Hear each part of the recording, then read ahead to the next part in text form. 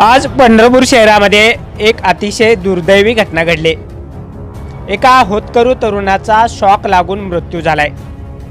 या संदर्भात समजलेल्या प्राथमिक माहितीनुसार संबंधित तरुण हा सीसीटीव्ही कॅमेरे बसवण्याचा व्यवसाय करत असे।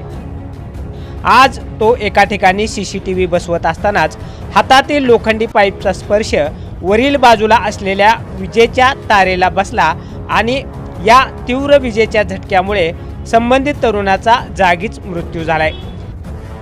यानंतर सदर तरुणाचा मृतदेह उत्तरीय तपासणीसाठी पंढरपूर येथील सर्वसामान्य रुग्णालयामध्ये नेण्यात आलाय। या संदर्भात पंढरपूर शहर पोलीस ठाण्यात समजलेल्या माहितीनुसार सोमेश्वर बाळकृष्ण आंबेकर वय वर्ष 34 राहणार विठ्ठलनगरी पंतनगरी पंढरपूर असं मयत तरुणाचं नाव आहे। ही दुर्दैवी घटना तिरुपती कन्स्ट्रक्शन जुना अकलूज रोड पंढरपूर येथे आज दिनांक 4 जानेवारी 2026 रोजी दुपारी 1 वाजता घडले। पंढरपूर शहर पोलीस ठाण्यात घटनेची नोंद झाली असून अधिक तपास हवालदार पांढरे हे करत आहेत। सदर घटनेतील मयत तरुण हा अतिशय मनमिळावू आणि होतकरू होता। त्याच्या पश्चात आई, वडील, पत्नी व एक मुलगी असा परिवार आहे।